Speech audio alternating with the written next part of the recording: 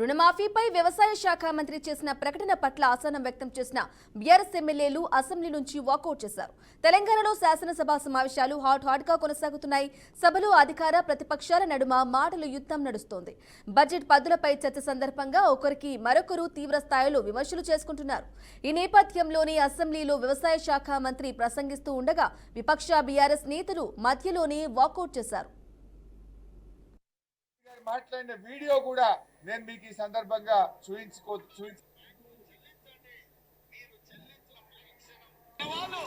2 లక్షల పైన ఉన్న రుణాన్ని మీరు బ్యాంకులో చెల్లించండి.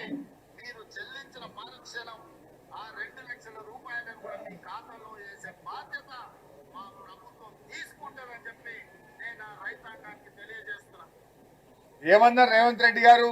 2 లక్షల పైన రుణం ఉన్న వాళ్ళు మీరు వెళ్ళి ఆ పైన ఉన్న రుణాన్ని బ్యాంకులో చెల్లించండి. మీరు చెల్లించిన మరుక్షణం ఆ రుణమాఫీ చేసే బాధ్యత నేను తీసుకుంటా అన్నాడు. నేను అడుగుతా ఉన్నా రేవంత్ రెడ్డి, ఏమైంది నీ బాధ్యత? దేవుళ్ళ మీద ఒటువంటి మాట చెప్తావు, అసెంబ్లీలో చెప్పి మాట చెప్తావు, పబ్లిక్ మీటింగుల్లో రైతులకు ఇచ్చిన మాట నిలబెట్టుకోవా?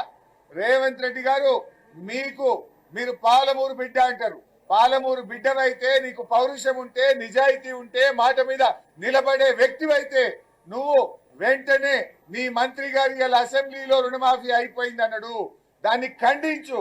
ఇచ్చిన మాట ప్రకారంగా నువ్వు 2 లక్షల పైన ఉన్న వాళ్లకు, 2 లక్షల లోపల ఉన్న వాళ్లకు అసెంబ్లీలో బడ్జెట్ లో చెప్పిన దాని ప్రకారంగా 31,000 కోట్లు రుణమాఫీ చేయాలి అని నేను రేవంత్ రెడ్డి డిమాండ్ చేస్తున్నా. రేవంత్ రెడ్డి గారు మాట్లాడిన వీడియో కూడా నేను మీకు ఈ సందర్భంగా చూపించుకోవచ్చు.